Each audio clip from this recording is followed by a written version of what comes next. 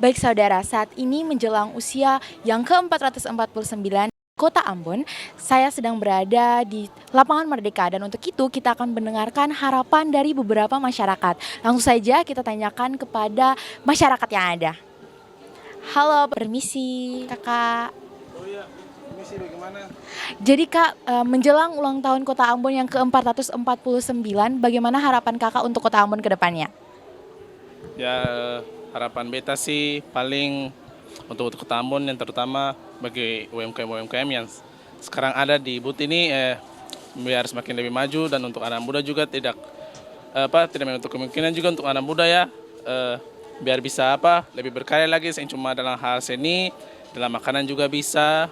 Seni juga bisa kayak misalnya stand up Indo, katong bisa berkarya sendiri lewat komedi, banyak hal yang bisa katong tempuh karena pada dasarnya juga anak muda katong sekarang sudah nih yang jadi penerus. Baik, terima kasih kakak.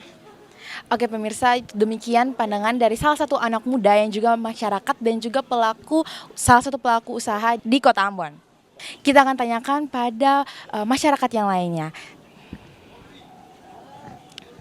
Permisi Pak, bagaimana harapan Bapak untuk Kota Ambon ke depannya dalam rangka ulang tahun yang ke-449 ini?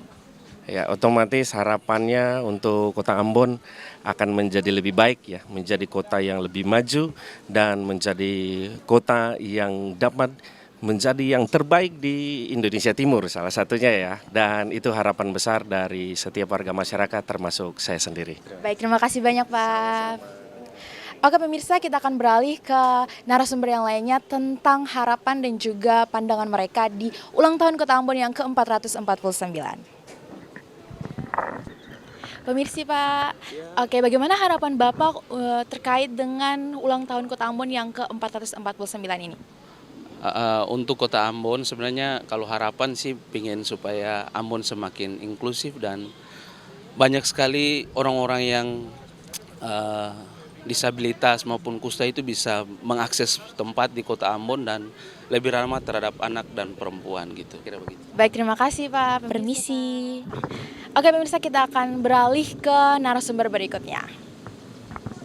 Permisi Ibu, bagaimana Ibu harapannya untuk Kota Ambon yang merayakan ulang tahun yang ke-449 ini?